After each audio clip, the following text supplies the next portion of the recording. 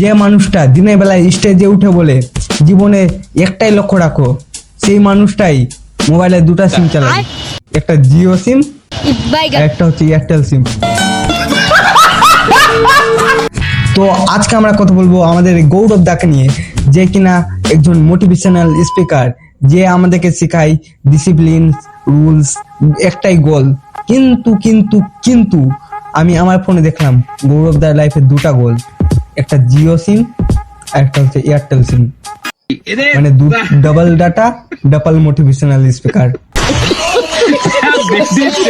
তো অনেকক্ষণ ধরে বকেছি ভাট, আর না বকে ভিডিও শুরু করা যাক।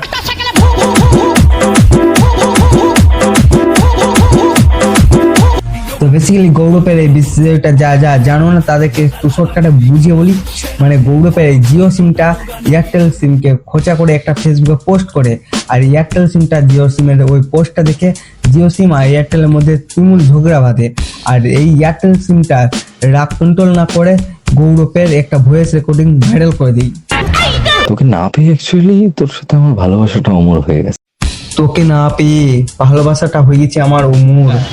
চিন্তা করিস না ভাই, তোর বউ যদি এই রেকর্ডিংটা শুনতে পারে, দুটা হাত আর দুটা পায়ের সাথে ভাঙবে তোর একটা কোমর। দাদাগিরির পর থেকে তার মনে হয় যে সে স্টার মানুষ, আমি তার পাশে মানাই না, কারণ আমি খুবই সাধারণ একটা মেয়ে, তার পাশে কোনো একটা ইনফ্লুয়েন্সারকেই মানাই। একদম একদম গৌরব দার পাশে একে মানাই, একদমই মানায় না, একদমই মানে না। এটা মোটকি ভেঁসকে একদমই মানে না। গৌরব দার চোখ দিয়েছো, গৌরব দার মুখ দিয়েছো, উফ, মানে বলিউডের নায়ক নায়িকা সব ফেল বুঝলা। মানে গৌরব দার পাশে একে মানাই, একে একে একে ঠিক আছে, একে মানাই। কি গৌরব দা একে মানাই না গো? বলছিলাম গৌরব দা একটু এদিকে শোনো, এদিকে শোনো। আচ্ছা, মদ খেলে কি সমস্ত অন্যায় করে ফেলা যায়? আর সেই অন্যায়টা করার পর সেটা জাস্টিফাইড করাও যায়? সেই দিন রাতে কি জানি একটা খারাপ মদ খেয়ে ফেলেছিলাম, ব্যাস এক্সের কাছে কল লাগিয়ে দিলাম। একদম একদম গৌরব দা, একদম তুমি ঠিক বলেছো, কারণ আমি তোমার থেকে মোটিভেশন হয়েছিলাম একদম। মানে তুমি মদ খেয়ে এক্সকে এসএমএস করেছো, এটা তোমার দোষ কোথায়? ওটা তো মদের দোষ।